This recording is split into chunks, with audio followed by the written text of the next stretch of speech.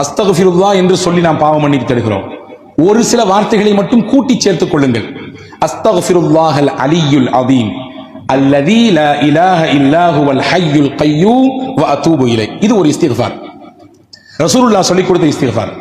இங்கே நம்முடைய பள்ளியிலே நாம் இஃப்தாருடைய சமயத்திலே ஜிக்ர் மஜ்லிஸ் நடத்துகிறோம். அந்த சமயத்தில் இந்த இஸ்திக்ஃபார் சொல்லி தரப்படும். அஸ்தக்ஃபிருல்லாஹல் அலியுல் அதீம் அல்லதீ லா இலாஹ இல்லா ஹுவல் ஹய்யுல் கய்யூம் வ அதூபு இலைஹ். இது 3 தடவை ஒருவர் சொல்கிறார். 3 தடவை. ரசூலுல்லாஹ் எவ்வளவு பெரிய கூலி சொன்னாங்க தெரியுமா? 5 பாக்கியம் கிடைக்கும் அவருக்கு. 5 பாக்கியம். வெறும் 3 தடவை தான், வெறும் 3 தடவை.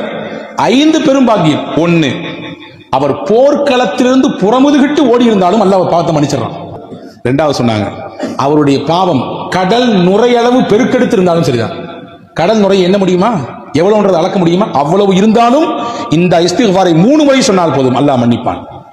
மரத்தின் இலைகள் உலகத்தில் எத்தனை உண்டு எண்ணுங்கள். எண்ணி சொல்ல முடியுமா? முடியாது. அவ்வளவு அதிகமாக அவருடைய பாவம் இருந்தாலும் அல்லாஹ் மன்னிக்கிறான். மணலின் அந்த துகள் எவ்வளவு இருக்கிறது உலகத்திலே?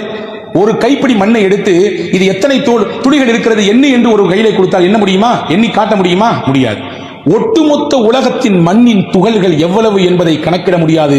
அவ்வளவு கணக்கிட முடியாத பாவத்தை, குற்றத்தை ஒருவர் செய்திருந்தாலும் இந்த இஸ்திக்ஃபாரை 3 முறை ஓதினால் போதும், அல்லாஹ் மன்னிப்பான்.